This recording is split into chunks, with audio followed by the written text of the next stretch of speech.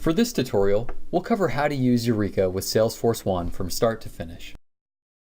Let's start off with creating our template and giving it a name. Site surveys are fairly common use cases for our mobile users, so let's stick with that. We'll create our first section and name it Customer Info and choose between 1 or 2 columns. Let's stick with 1. We'll then drag down our first question.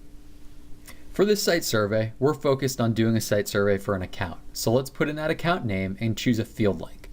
A field link will pre-populate whatever value exists on the account object's account name field. So let's notate the account object and then that account name field. Now that we've got that first question, we'll speed up a little bit and indicate some of the other things like the address of that account. As we finish up on some of the customer info questions, we can start to turn our focus towards the actual site survey. We'll drag our section down, name it, and then we'll start dragging in some questions. In that prior section, we were focused on field links, where we were showing the values from fields that existed. But in this scenario, we might be focused on maybe the date and time of the site survey, and we actually have a date-time field type. Similarly, we might be focused on the layout of the actual area where the site survey is taking place, where a pick list might be more appropriate. We can build in the pick list options right here within the template builder, and we're also going to add an option for Other. Now, whenever Other's chosen, we might want to find out specifically what Other means to the end user. So we might want to show a question that only appears when Other's chosen, which we can do with conditional visibility. We'll indicate that when the customer layout question is answered as Other, only henceforth will our specified question appear. Now that we've got the base of this section ready, we can fast forward a little bit.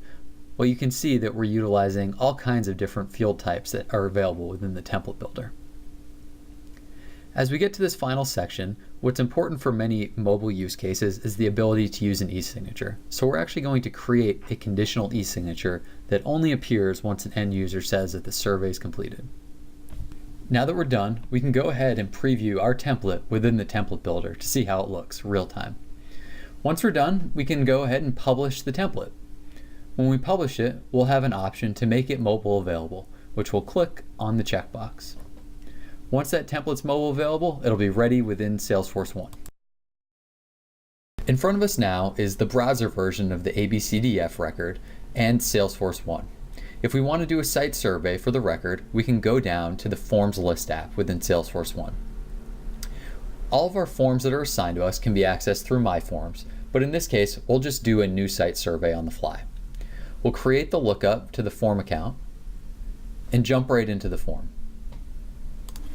Once we're on site, we might realize that it's actually 123 Main Place and not Main Street, so we can make the change on the fly. We can confirm the other information and go to the next page. We can indicate what time we arrived and what the customer layout might be. Utilizing text, number, radio, and pick list buttons, we can continue to go through the site survey. You'll notice we typed in the word 10 instead of using the number 10, which triggered an error. We can go back, fix the error, indicate that we're done with the site survey, and our e-signature field appears. Now that we're done, we can go ahead and refresh the record and see that the address has been updated as we indicated with the form on the related list. That's the start to finish process for using Youreka on Salesforce1. If you have any questions, check out our website, youreka.io, where you can find our user guide.